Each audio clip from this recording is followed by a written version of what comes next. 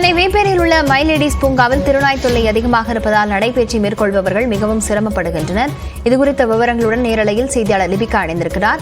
லிபிகா, அந்த பூங்காவுக்கு வரக்கூடிய பொதுமக்கள் என்ன அச்சம் தெரிவிக்கிறாங்க? இது தொடர்பாக அரசு என்ன நடவடிக்கை எடுக்கணும்னு எதிர்பார்க்கிறாங்க?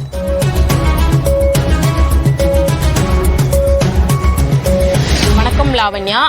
சென்னை பெரியமேடு பகுதியில் இருக்கக்கூடிய வார்டு எண் 58 செயல்பட்டு வரக்கூடிய மை லேடிஸ் பூங்கா என்பது மிகவும் பழமை வாய்ந்த ஒரு பூங்காவாக பார்க்கப்பட்டு வருகிறது.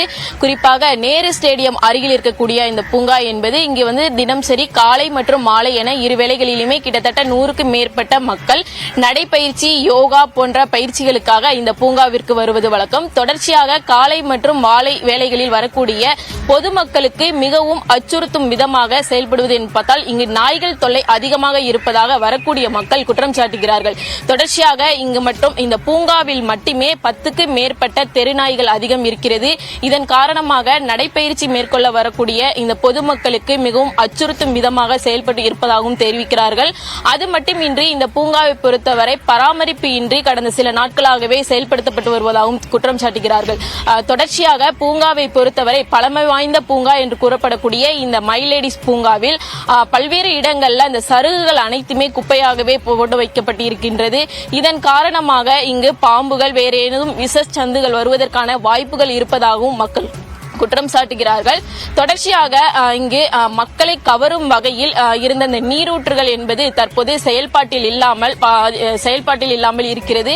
இதன் காரணமாகவும் அந்த ஏற்கனவே செயல்பாட்டில் இருந்த நீரூற்றுகளில் தண்ணீர் தேங்கி தற்போது அந்த பகுதியில் துர்நாற்றம் வீசுவதாகவும் இதன் காரணமாக மக்களுக்கு ஏதேனும் நோய்கள் பரவுவதாகவும் மக்கள் தெரிவிக்கக்கூடிய நிலையில அது மட்டுமின்றி இங்கு இருக்கக்கூடிய கழிவறை என்பது மிகவும் சுத்தம் இல்லாமல் தண்ணீரும் ஒரு சில நேரங்களில் வருவதில்லை என்ற ஒரு குற்றச்சாட்டையும் வைக்கிறார்கள். தொடர்ச்சியாக பல்வேறு குற்றச்சாட்டுகளுக்கு மத்தியில் இந்த பூங்காவானது தற்போது செயல்பட்டு வருகிறது.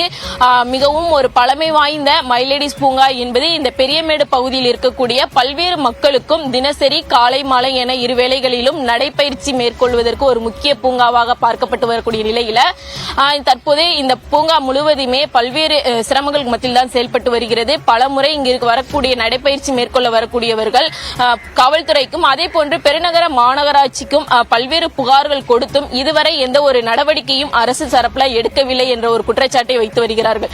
தொடர்ச்சியாக இங்கு இருக்கக்கூடிய இந்த தெருநாய்கள் தொல்லை காரணமாக வரக்கூடிய மக்கள் மிகவும் பயப்படக்கூடிய ஒரு நிலைதான் இருந்து வருகிறது. சமீபத்தில் கூட சென்னை நுங்கம்பாக்கத்தில் ஒரு பூங்காவில் சிறுமியை ராட்வீலர் என்ற நாய் குடித்த சம்பவம் கடித்து குதறிய சம்பவம் என்பது மக்களை பெரும் அச்சுறுத்தலில் ஏற்படுத்திய நிலையில் தொடர்ச்சியாக இது போன்ற பல்வேறு இடங்கள்ல தெருநாய்கள் மக்களை கடிக்கக்கூடிய ஒரு நிலைதான் இருந்து வருகிறது.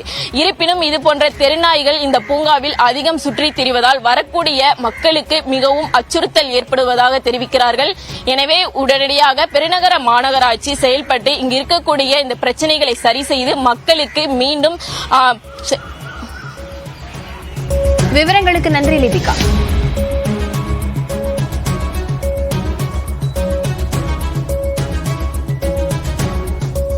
திருப்பூர் காவலிப்பாளையம் புதூரில் தண்டவாளத்தை கடக்க முயன்ற 2 தொழிலாளர்கள் ரயில் மோதி உயிரிழந்துள்ளனர். விவரங்களுடன் செய்தியாளர் பாலாஜி இணைந்திருக்கிறார். பாலாஜி, இந்த விபத்து எப்படி நேரிட்டது? விவரங்களை பதிவு செய்யலாம். அதாவது திருப்பூர் மாவட்டத்தில் பல்வேறு பகுதிகளில் இருந்தும் ஏராளமானோர் பணியாற்றி வருகின்றனர். இந்நிலையில் திருவாரூர் மாவட்டம் குடவாசல் பகுதியைச் சேர்ந்த ராஜ்குமார் மற்றும் சரவணபவன் என்ற 2 பேர் கட்டிட பணி செய்வதற்காக இங்கு வந்திருந்தனர். இவர்கள் அதாவது காவிலிப்பாளையம் புதூர் பகுதியில் தொடர்ந்து கட்டிட பணி செய்து வந்த நிலையில் அதே இடத்தில் தங்கி பணியாற்றி வந்திருக்கின்றனர். இவர்கள் அதாவது தேநீர் அருந்துவதற்காக தண்டவாளம், இந்த பகுதியில் இருக்கக்கூடிய தண்டவாளத்தை கடந்தே மற்றொரு பகுதிக்கு சென்று தேநீர் அருந்தி வந்திருக்கின்றனர்.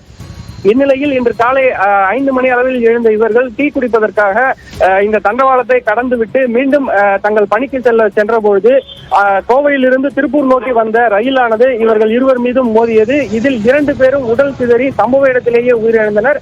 இது தொடர்பாக தகவல் அறிந்த ரயில்வே போலீசார் தற்பொழுது இந்த பகுதியில் இருவரது உடல்களையும் கைப்பற்றி தொடர்ந்து விசாரணை மேற்கொண்டு வருகின்றனர். மேலும் 15 வேலம்பாளையம் போலீசாரும் இந்த சம்பவம் தொடர்பாக விசாரணை மேற்கொண்டு வருகின்றனர். லாவண்யா, விவரங்களுக்கு நன்றி பாலாஜி பாஸ்கர்.